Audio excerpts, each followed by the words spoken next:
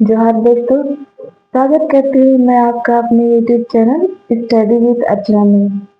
कल की पहली क्लास में हम लोगों ने झारखंड की भौगोलिक स्थिति के बारे में जाना था। आज ये दूसरा क्लास है और अब हम जानेंगे आज झारखंड की भूगर्भिक संरचना के बारे में। तो ये वीडियो ऐसे स्टूडेंट लोग के लिए बहुत ही हेल्पफुल होगा जो JPSC, JSSC, Jharkhand police, excise आदि एग्जामों की तैयारियों में लगे हुए हैं। तो शुरू से लेकर अंत तक वीडियो को जरूर देखें और वीडियो अगर अच्छा लगे तो सब्सक्राइब करें, लाइक एंड शेयर करें। तो चलिए स्टार्ट करते हैं आज की क्लास को और जानते हैं झारखंड की भूगर्भिक स्थिति के बारे में। सबसे पहले तो भूगर्भिक का मतलब क्या होता है या फिर ये क्या है कि भूमि के अंदर की जो संरचना होता है उसे हम लोग जानने का प्रयास करते हैं। ठीक है, तो भूगर्भिक मतलब क्या होता है? भूमि के अंदर। ठीक है, भूमि के अंदर पृथ्वी के अलग अलग जगह में हम लोगों अलग अलग तत्व कहे या फिर खनिज हम लोगों को प्राप्त होता है। ठीक है, और सबका अपना अपना क्या होता है, सबका अपना अपना महत्व होता है। तो चलिए स्टार्ट करते हैं आज की क्लास को और जानते हैं झारखंड की भौगोलिक संरचना के बारे में। झारखंड क्षेत्र अति प्राचीन संरचना गोंडवाना भूखंड का उत्तर पूर्वी क्षेत्र है। इस क्षेत्र में एक लंबे भूगर्भिक काल में अनेक भूगर्भिक टकराव और हलचल होती रही। अब चूंकि हलचल हुआ है, टकराव हुआ है, तो उसका कुछ परिणाम भी हुआ होगा। ठीक है, क्या हुआ होगा उसका परिणाम हम लोग ये जान लेते हैं। इस कारण परिणाम यह हुआ कि यहाँ अनेक युगों की विविधता चट्टानों और खनिजों में मिलती है। ठीक है, अब टकराव हुआ तो उसका कुछ परिवर्तन सामने आया कि यहाँ की जो खनिज है और चट्टानें हैं उसमें वो विविधता हम लोगों को मिलती है। ठीक है, झारखंड में मुख्यतः 5 प्रकार की संरचना या चट्टानों को देखते हैं। ठीक है, झारखंड में हम लोग का मुख्यतः 5 प्रकार की चट्टान या फिर संरचना मिलती है, लेकिन हम लोग एक छठे क्रम का भी संरचना के बारे में जानेंगे, वो है सेनोजोइक क्रम के बारे में, क्योंकि इसी काल में हिमालय का उत्थान हुआ था जिसका असर झारखंड पर भी हुआ था। तो हम लोग इस क्रम को भी जानते हुए आगे की ओर बढ़ेंगे। ठीक है, तो पहला है आर्कियन क्रम की चट्टानें। ठीक है, या फिर आर्कियन कालीन चट्टानें, ये सबसे पुरानी चट्टान है। फिर दूसरा है विंध्य क्रम की चट्टान। ठीक है, और तीसरा है गोंडवाना, फिर चौथा राजमहल, पांचवा नवीन जलोढ़ और फिर है छठा सेनोजोइक क्रम की चट्टानें। अब हम लोग चट्टान के बारे में जान लेते हैं कि आखिर चट्टान क्या होता है। ठीक है, हम लोग किसको बोलते हैं चट्टान, इसके बारे में हम लोग जान लेते हैं। पृथ्वी की सतह का वह कठोर भाग को हम लोग चट्टान या फिर सैल के नाम से जानते हैं। आप लोग बखूबी जानते ही होंगे सैल और चट्टान क्या होता है। चट्टान 3 प्रकार का होता है, इसको भी हम लोग याद करते हुए चलेंगे। ठीक है, कौन कौन से है वो प्रकार, तो हम लोग वो देख लेते हैं। यहाँ चट्टान की बात आई है इसीलिए इसको भी जानना जरूरी है। पहला है आग्नेय चट्टान। आग्नेय चट्टान, ठीक है। दूसरी चट्टान की बात करें तो यह है अवसादी चट्टान। अवसादी चट्टान। और तीसरा है रूपांतरित चट्टान। रूपांतरित या फिर कायांतरित चट्टान।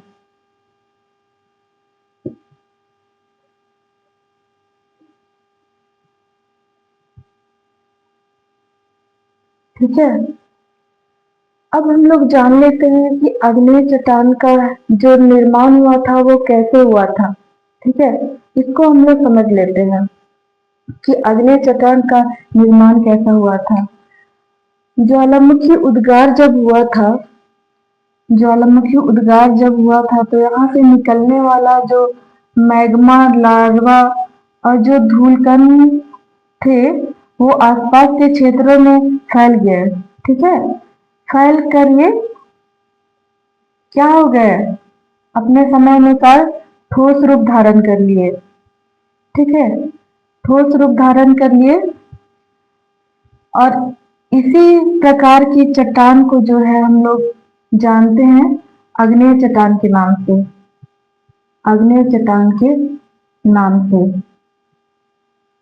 माफ करिएगा, चट्टान के नाम से इसी को हम लोग जानते हैं। ठीक है, चूंकि यह गर्म लार्वा से ठंडा होने के कारण ये चट्टान बना है तो इसमें जीवाश्म नहीं मिलता है। ठीक है, ये हमेशा याद रखिएगा। और दूसरा प्रकार है हम लोग का अवसादी चट्टान। ठीक है, दूसरा प्रकार हम लोग का क्या है, अवसादी चट्टान। दूसरा प्रकार है हम लोग का अवसादी चट्टान।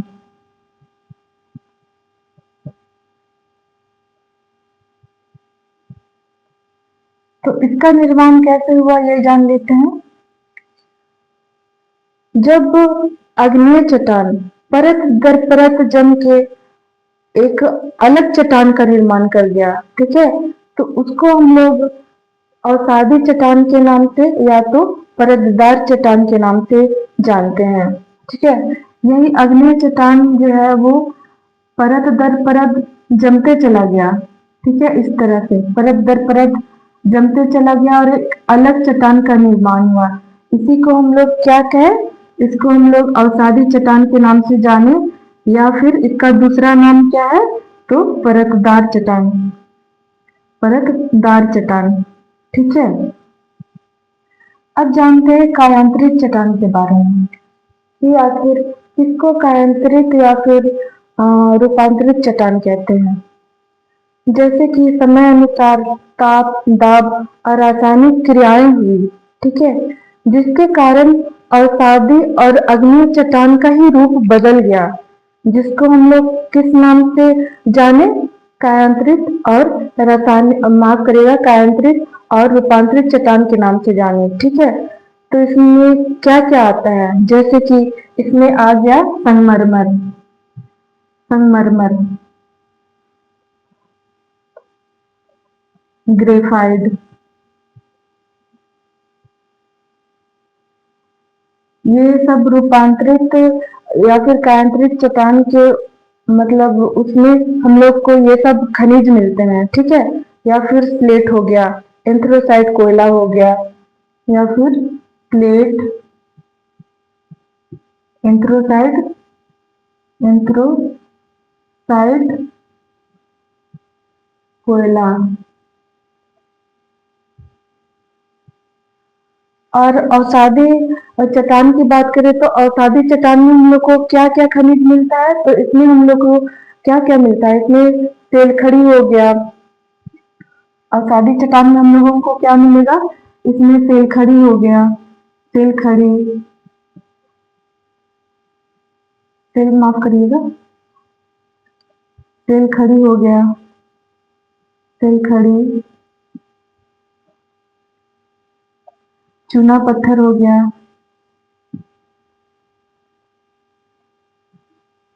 बलुआ पत्थर हो गया, बलुआ पत्थर, और भी बहुत सारे खनिज तत्व हम लोग को इसी अवसादी चट्टान में मिलते हैं। अब अग्नेय चट्टान में हम लोग को क्या क्या मिलता है, यहाँ मिलता है हम लोग को ग्रेनाइट, बेसाल्ट। इसमें हम लोग को क्या मिलेगा, ग्रेनाइट, बेसाल्ट, बेसाल्ट और बेसाल्ट और भी बहुत सारे कुछ मिलते हैं। डायोराइट हो गए, जैसे डायोराइट,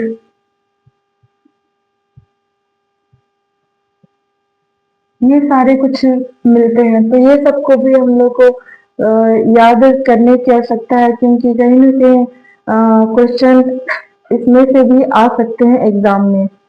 अब हम लोग आगे बढ़ते हैं और एक एक क्रम को जो है, एक एक क्रम को हम लोग पॉइंट करते हुए जाएंगे। जो महत्वपूर्ण टॉपिक है उसको हम लोग याद करते हुए चलेंगे। अब हम लोग पहले क्रम की बात करें तो ये है आर्कियन कालीन चट्टान। तो इसके बारे में कुछ महत्वपूर्ण पॉइंट्स है, उसे भी हम लोग देखते हैं कि क्या है वो महत्वपूर्ण पॉइंट्स। आर्कियन कालीन चट्टान के कुछ महत्वपूर्ण पॉइंट्स को हम लोग देख लेते हैं, ठीक है। कि आर्कियन कालीन चट्टान में आखिर उसका फैलाव कहाँ से कहाँ तक है, ये सब हम लोग जान लेते हैं। तो जैसे कि आप देख पा रहे होंगे कि जो आर्कियन चट्टान है वो 90% क्षेत्रों में इसका फैलाव है। आप देख पा रहे होंगे हम लोग का झारखंड का मैप है, और ये जो सीधी लाइन मैंने खींची है उसको मैंने आर्कियन कालीन चट्टान को दर्शाने के लिए मतलब किया है। ये सारा 90% क्षेत्रों में इसका फैलाव है, जो काफी बड़ा एरिया हो जाता है। ये खुद अकेले 90% है और बाकी सब ये सारे 10%। ठीक है, तो हम लोग कह सकते हैं कि झारखंड में 90% क्षेत्र में आर्कियन कालीन चट्टान का फैलाव है। ठीक है, तो इसका निर्माण कैसे हुआ?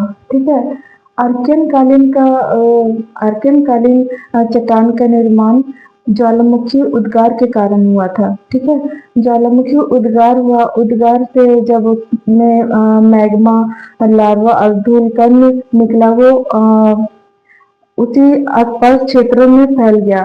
वो समय के साथ वो ठंडा हुआ, उसके बाद वो ठोस रूप धारण कर लिया, और उसी चट्टान को हम लोग क्या नाम से जाने? तो उसको हम लोग आर्कियन कालीन चट्टान के नाम से जाने। ठीक है, अब इस आग्नेय मतलब इसी क्रम की चट्टान को आग्नेय या तो फिर प्राथमिक चट्टान भी कहा जाता है, आर्कियन कालीन के चट्टान को। और इसमें जीवाश्म नहीं मिलता है। इसमें जीवाश्म इसलिए नहीं मिलता है क्योंकि इसका निर्माण लार्वा के ठंडा होने के कारण हुआ था, तो इसमें जीवाश्म की मात्रा नहीं मिलती है। ठीक है, और ये आर्कियन क्रम की चट्टान आग्नेय का ही एक रूप है। ठीक है, आर्कियन क्रम की चट्टान जो है वो आग्नेय का ही रूप है। ठीक है, उसके बाद इसमें सबसे ज्यादा खनिज भंडार इसमें मिलते हैं। ठीक है, तो पूरे भारत का 40% भाग झारखंड से ही प्राप्त होते हैं। खनिज की बात करें तो खनिज में बिल्कुल ये एक कहें तो एकदम संपन्न है, खनिज की बात करें तो। ठीक है, अब आर्कियन क्रम की चट्टान को हम लोग दो भागों में बांट के देखते हैं। ठीक है, पहला पहला जो भाग है वो हम लोग आर्कियन चट्टान या फिर आग्नेय चट्टान, और दूसरा धारवाड़ क्रम की चट्टान। ठीक है, अब आर्कियन क्रम की जो चट्टान या फिर आग्नेय चट्टान कह ले, इसका मतलब आर्कियन के बाद ही धारवाड़ का निर्माण हुआ था, और दोनों ही चट्टान सबसे पुरानी चट्टान है। ठीक है, और धारवाड़ क्रम की चट्टान का बात किया जाए तो ये आर्कियन क्रम के चट्टान का ही कटाव और अपरदन समय के साथ हुआ, तो उसी के परिणाम स्वरूप जो है वो धारवाड़ क्रम की चट्टान का निर्माण हुआ। ठीक है, और इसका नामांकन कैसे हुआ धारवाड़ का? तो धारवाड़ का नामांकन कर्नाटक राज्य के एक धारवाड़ जिला पड़ता है। ठीक है, तो उसमें एक धारवाड़ जनजाति है, उसी के नाम पर ये धारवाड़ क्रम की चट्टान का नाम रखा गया है। ठीक है, और इसको हम लोग मतलब ये कोल्हान वाले क्षेत्र में धारवाड़ क्रम की चट्टानें मिल जाता है, तो इसलिए हम लोग इसको कोल्हान क्रम की चट्टान के नाम से भी इसको हम लोग जानते हैं। और धारवाड़ में खनिज भंडार बहुत पाया जाता है। ठीक है, लौह अयस्क भी बहुत ज्यादा मिलता है धारवाड़ क्रम की चट्टान में। इसके अलावा लोहा, तांबा, बॉक्साइड, ये सब भी अयस्क मिलते हैं। ठीक है, अब हम लोग दूसरे क्रम की चट्टान की बात करेंगे, वो है विंध्य क्रम की चट्टानें। हम लोग आर्कियन क्रम की चट्टान के बारे में जानने के बाद हम लोग चलिए दूसरी क्रम की ओर चलते हैं। अब वो है विंध्य क्रम की चट्टान। अब इसके कुछ महत्वपूर्ण पॉइंट्स को हम लोग जान लेते हैं, ठीक है। झारखंड का ये पश्चिमी भाग गढ़वा जिला विंध्य क्रम के चट्टान के अंतर्गत ही आता है, ठीक है। जैसे कि ये आपका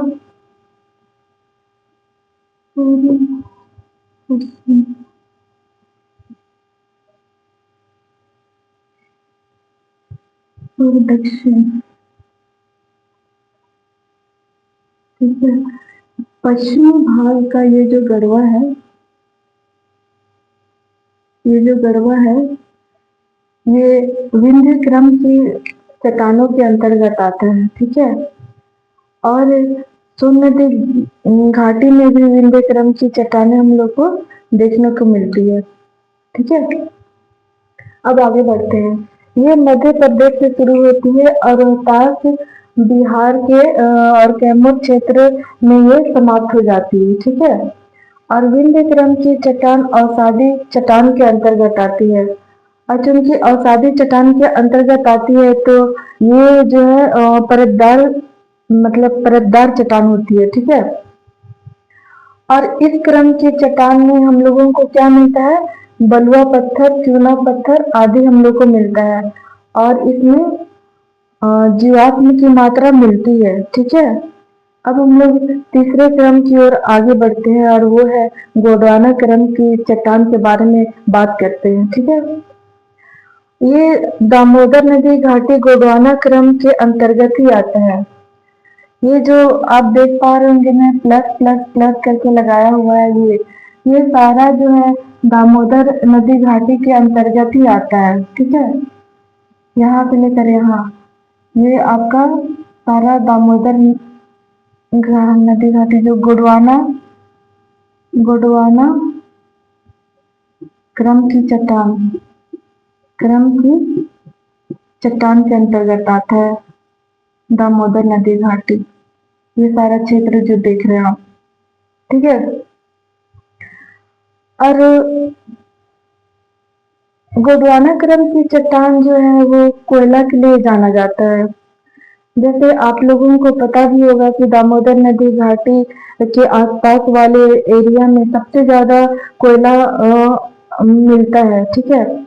तो हम लोग इसका विस्तार भी देख लेते हैं कि कहाँ कहाँ से हम लोग को ये गोंडवाना क्रम की चट्टानें हम लोग को मिलता है। तो ये आपका गिरिडीह, हजारीबाग, धनबाद, इसके अलावा उत्तरी कोयल नदी घाटी में भी गोंडवाना क्रम की चट्टान हम लोग को देखने को मिल जाता है। यहाँ मैप में देखेंगे तो ये आपका हजारीबाग, कोडरमा, गिरिडीह, धनबाद, ये सब एरिया में हम लोगों को क्या मिल जाता है, गोंडवाना क्रम की चट्टान हम लोग को देखने को मिल जाता है, ठीक है। और सबसे ज्यादा कोयला उत्पादन जो धनबाद के झरिया से होता है वो भी गोंडवाना क्रम की चट्टान के ही अंतर्गत आता है। अब हम लोग चौथा क्रम की बात करते हैं, वो है राजमहल ट्रैप। अब देखते हैं कि उसके महत्वपूर्ण पॉइंट क्या है। अब हम लोग चौथे क्रम की बात करेंगे और वो है राजमहल ट्रैप, ठीक है। जैसा कि ये पूरा राजमहल के पहाड़ी के नाम से जाना जाता है। क्या नाम से जाना जाता है, राजमहल की पहाड़ी के नाम से जाना जाता है। ये पूरे क्षेत्र को हम लोग राजमहल की पहाड़ी के नाम से जानते हैं, ठीक है। ये पूरा क्षेत्र जिसमें क्या क्या जाता है, गोड्डा, साहेबगंज, पाकुड़ और दुमका का ऊपरी क्षेत्र, ठीक है। जैसे कि यहाँ भी देख सकते हैं राजमहल की पहाड़ी को हम लोग किस नाम से जानते हैं, राजमहल ट्रैप को राजमहल की पहाड़ी के नाम से जानते हैं, ठीक है। और इसका विस्तार की बात करें तो ये साहेबगंज जो मैंने आपको वहां मैप में दिखाया, साहेबगंज, पाकुड़, गोड्डा आता है। और ये जो है दुमका, इसका ऊपरी भाग भी राजमहल पहाड़ी के अंतर्गत ही आता है, ठीक है। इसको ऊंचाई की बात करें तो 900 मीटर और कहीं कहीं 1100 मीटर तक मिलती है, ठीक है। अब इतना जान लेने के बाद हम लोग बात करते हैं नवीनतम जलोढ़ मिट्टी। ठीक है, या फिर नवीनतम जलोढ़ निक्षेप। जैसे नाम से ही स्पष्ट हो जाता है कि मतलब जलोढ़ चट्टान वहां बना होगा जहां जहां मतलब नदियों का प्रवाह है। ठीक है, जहां जहां नदियां बहेगी वहां वहां हम लोग को जलोढ़ निक्षेप हम लोग को देखने को मिलेगा। ठीक है, तो चलिए देख लेते हैं। ये गंगा नदी के दोनों किनारों पर नवीनतम जलोढ़ मिट्टी मिलती है। इधर से हम लोग को गंगा नदी बहता है, ठीक है, साहिबगंज होते हुए। तो इसके दोनों किनारे की ओर इधर साहिबगंज में भी इधर किनारे की ओर हम लोग को नवीनतम जलोढ़ मिट्टी मिलेगा। क्या मिलेगा? नवीनतम जलोढ़ निक्षेप। हम लोग को इस एरिया में न्यूनतम जलोढ़ निक्षेप दिखाई देगा। और कहाँ दिखाई देगा? सोन नदी। इस सोन नदी के किनारे भी हम लोग को न्यूनतम जलोढ़ निक्षेप दिखने को मिलेगा। और ये सोन रेखा के किनारे भी हम लोग को, ये सोन रेखा है, सोन रेखा के किनारे भी हम लोग को नवीनतम जलोढ़ निक्षेप देखने को मिलेगा। नदी के किनारे भी हम लोग को न्यूनतम जलोढ़ देखने को मिलेगा, निक्षेप देखने को मिलेगा। ठीक है, तो इस प्रकार हम लोग देख सकते हैं कि ये उपजाऊ मतलब ये कृषि के लिए बहुत ही उपजाऊ होती है। ठीक है, माफ करिएगा।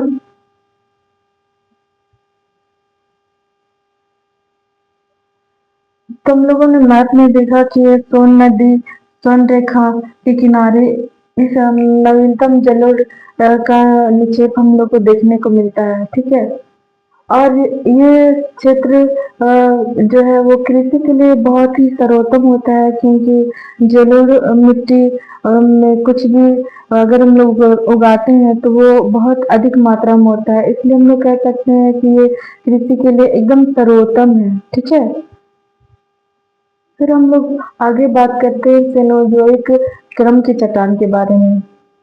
असेनोइक क्रम के समय में हम लोग का हिमालय का जो पर्वत है उसका उत्थान हुआ था। ठीक है, तो इसे भी हम लोग जान लेते हैं।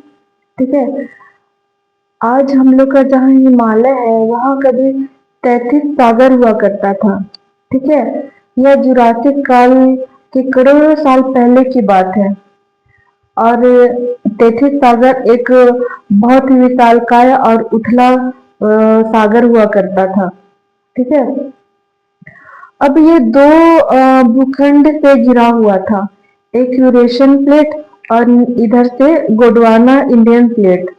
अब दोनों भूखंड करोड़ों सालों तक एक दूसरे की ओर गति करते रहा। ठीक है, एक दूसरे की ओर गति करते रहा और 33 सागर जो था उसका उसका जो पानी था वो धीरे धीरे कम होता चला गया और उसमें गाद और मिट्टी ये सब भरते चला गया। अब ये सब बढ़ते चला गया। अब निरंतर एक दूसरे की ओर ये गति करते रहे या फिर दबाव डालते रहे, जिसके कारण जो मिट्टी और गाद का जो परत था वो ऊपर की ओर घसकना स्टार्ट हो गया। और 2.5 करोड़ साल पहले इसी का परिणाम स्वरूप जो है वो हिमालय मतलब हिमालय का निर्माण हुआ। अब दो यूरेशियन प्लेट और ये इंडियन प्लेट एक दूसरे की ओर गति करने लगा, तो ये जो मिट्टी और जो गाद था वो मतलब प्रेशर से वो लोग ऊपर उठते चले गए। इस प्रकार से वो एक हिमालय का रूप धारण कर लिया। ठीक है, और ये निरंतर अभी भी हम लोग को देखा जाए तो हिमालय का जो ऊंचाई है अभी भी वो बढ़ता ही चला जा रहा है। ठीक है, तो उसका असर हम लोग का छोटा नागपुर पठार पर भी हुआ था। ठीक है, तो आज की वीडियो में हम लोगों ने झारखंड की भूगर्भिक संरचना के बारे में कुछ महत्वपूर्ण पॉइंट्स हम लोग पढ़े। तो मिलते हैं नेक्स्ट वीडियो में, और वीडियो को देखने के लिए थैंक यू।